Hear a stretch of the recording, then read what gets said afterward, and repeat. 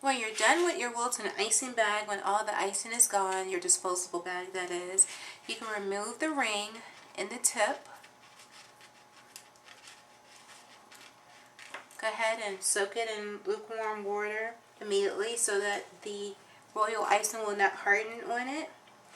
But not sure if you're going to be able to see this, but the Wilton, inside of the Wilton base, it actually has an indentation, a little slit right here.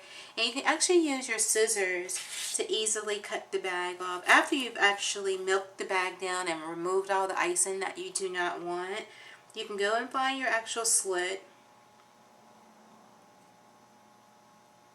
And mine is right here. It wasn't easy for me to see it at first because all the icing is still in there, but it's right here.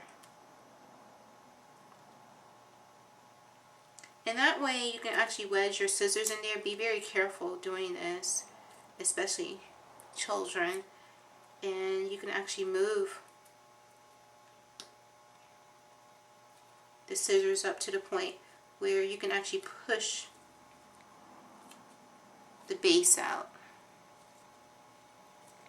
And that way all you have to do is remove your bag tie,